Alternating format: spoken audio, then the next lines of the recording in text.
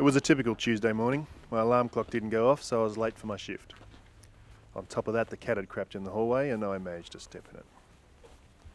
And some arsehole had got a knife stuck in him. Who found the body?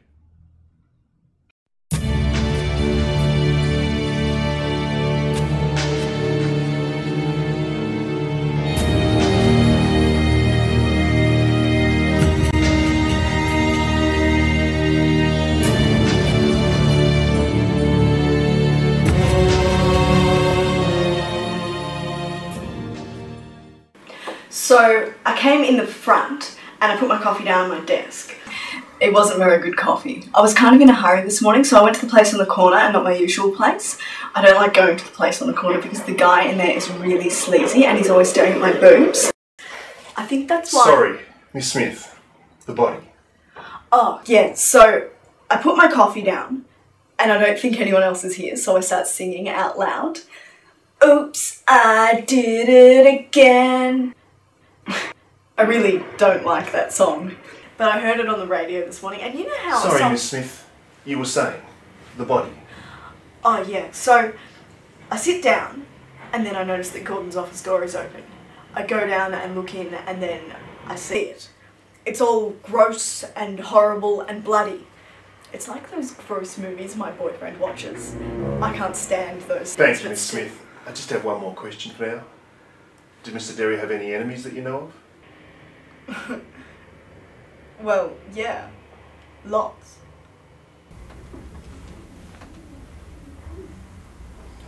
Look, I don't think it's fair that he wins again this month. What matters is the figures, not how you get them. Gordon made the most commission this month. Only because he sold his grandmother's apartment yesterday. Look, I don't know what all the fuss is about. It was a legitimate sale. Grandma paid full commission. I never heard of Gordon getting threats. You might ask Julie. She was close to him, if you know what I mean. Is it true that you were having an affair with Gordon? Who told you that? Is it true? Yes, it's true. I know it wasn't right, and many times I wanted to end it, I just couldn't. Sometimes he could be a prick, but Gordon could also be the sweetest and most charming man. We found this, sir. What does that say? George. I think it says George Cavini Butcher. Okay. Take it to the lab. And get back to me ASAP. While Melissa processed the evidence, I was at Derry's house, interviewing his wife. I know that this is hard for you, Mrs. Derry, but you may be able to help us find your husband's killer. Mrs. Derry, were you aware of any threats made to your husband? Phone calls or mail?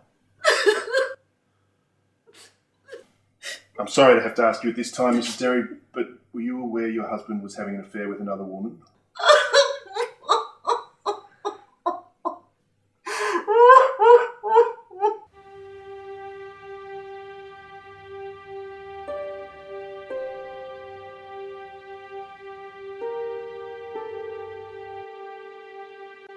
You know what happened when my wife Helen died? That dirty guy read it in the death notices and tracked me down. I ended up selling him the house that we'd lived in for 35 years for much, much less than what it was worth. I feel totally ripped off. But look at me. I'm an old man.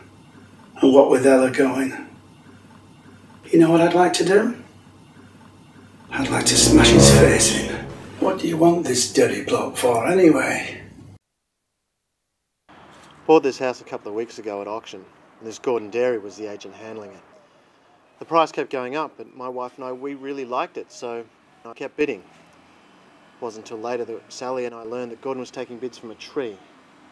I'd like to see Gordon strung up from that tree. That bastard Derry conned me into selling my father's place for half what it's worth. And I didn't find out until later that he sold it to his brother-in-law. And his brother-in-law sold it a month later for almost twice what he paid me. I would like to see Gordon Derry in a shallow grave Hello. Yeah, hi Melissa. How's it going, sir? Great.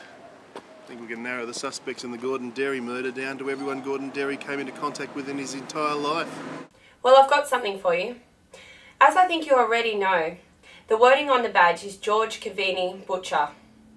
He belongs to a man about 6'2", who wears a size 14 shoe, has a mole on his right hand and is a football fan. Okay, got it. Thanks for that. What contact did you have with Gordon Derry on the day he was murdered? Well, we had lunch together. Gordon had to stop in at the butcher's to get food for his dog. Hey buddy, how you doing? Having a great day? Yes, thank you. Thank you for asking. How might I help you? 1 second. Is that dog meat? I just need some meat for my dog. That is not dog meat. That is the finest steak prepared by me, George Cavini, who was trained by my father, Mario Cavini, a master butcher for over 40 years. Yeah, okay. Have you got any dog meat? Yes. Here. That'll be $6.70, thank you, sir.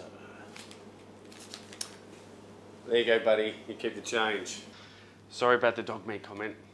I mean, your meat looks sensational. Thank you. Did you hear from Gordon at all on the night that he was murdered? He rang me to say that he was going to be back late from work. Bye.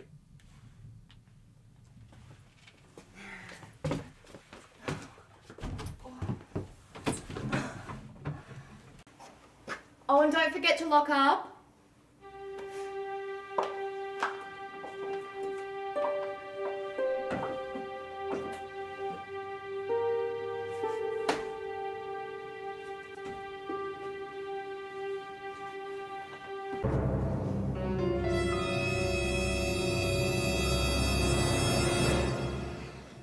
Through careful, methodical deduction, I discovered who Gordon Derry's killer was.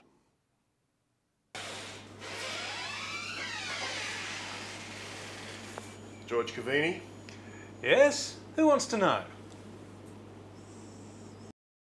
It turned out that Gordon Derry had finally offended the wrong person and paid with his life.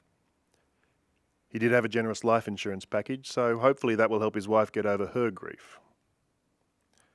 I'm glad we got that wrapped up. Tonight I'm going to use the alarm on my watch and put the bloody cat outside.